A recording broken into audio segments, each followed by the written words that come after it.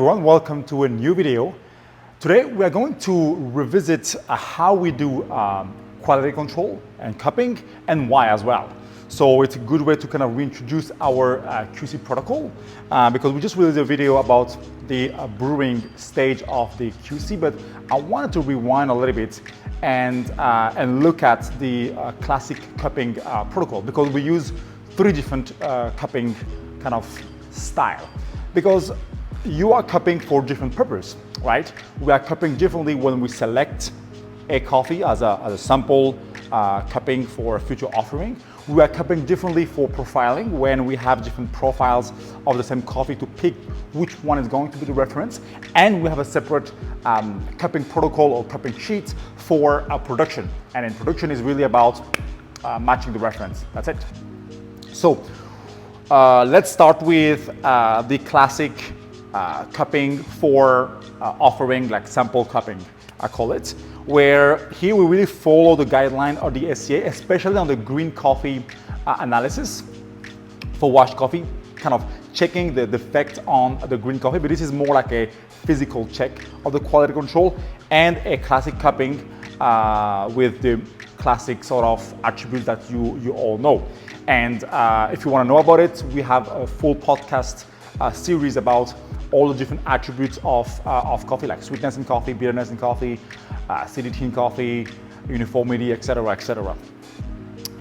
Second, when we select a lot, so when we have different samples, the idea is really to detect and sample roast it with we have an Ikawa, quite light, on the lighter side. The idea is to detect if there's any flows, anything that we don't like, and pick the one or the ones that we prefer that match the end purpose. So if you're not familiar with Memory Coffee Lab, I always start with the end in mind, a purpose for a coffee. It can be a mood, it can be a place or an emotion, and then I pick out some flavor that match that particular goal, and I choose a coffee based on that.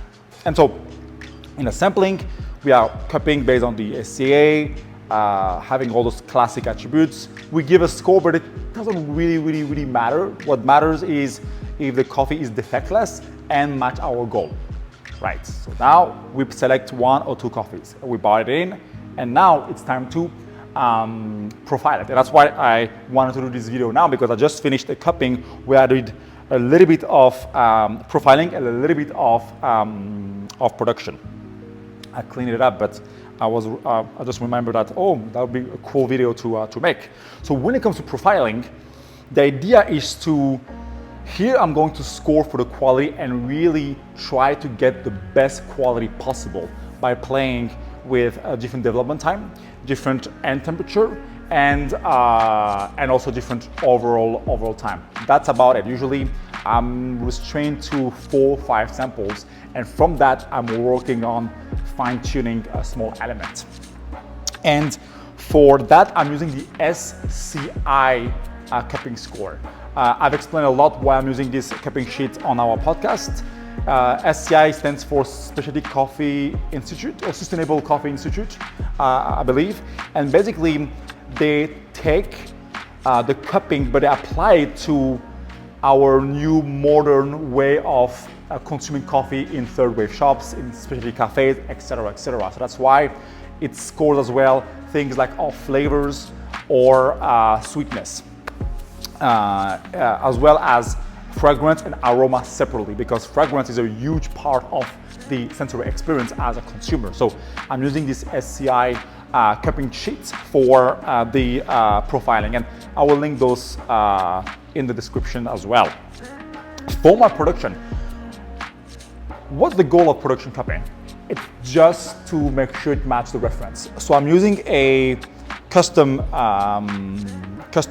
sheet that I've created based on the True to Taste scoring protocol.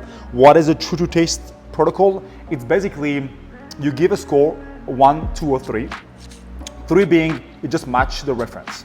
2 is acceptable, meaning that it's not exactly the reference, but it's kind of there. It's almost there. It's barely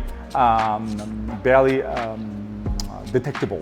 Let's say if your acidity is like a bright, juicy 8 out of 10 in the intensity, like for a Kenyan or Ethiopian, and then on the production you are, instead of 8, you kind of 7, it's kind or 6, it's still kind of bright. So you can put a 2, you don't have to put a 1, and 1 being unacceptable, where it's like a completely different feeling, flavor, sweetness, body than the reference. So 1, 2, and 3.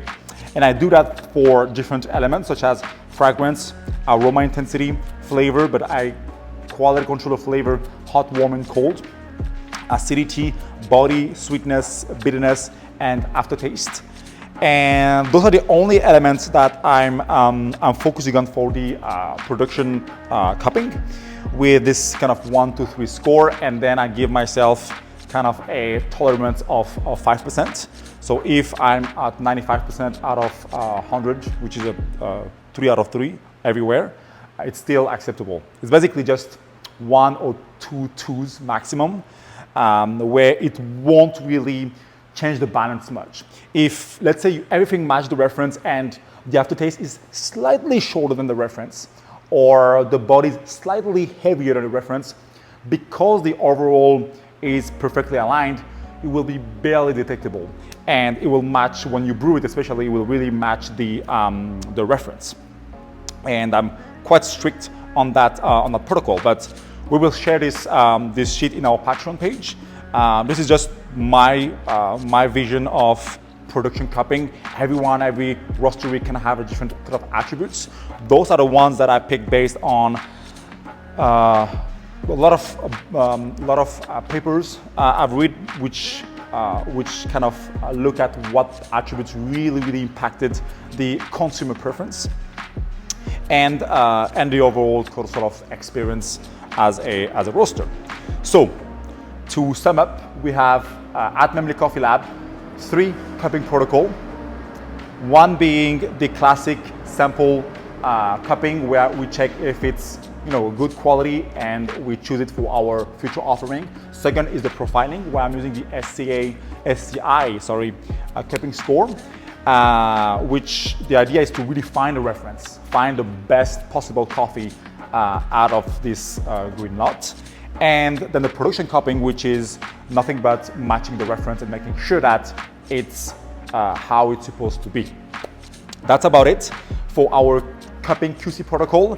We will come back and kind of reverse engineer that process, because we talked a little bit in the previous video about our brewing process. Now it's more about the classic cupping process, and then we will move on to kind of this reverse path with the color analysis, the roast curve analysis, weight loss, etc.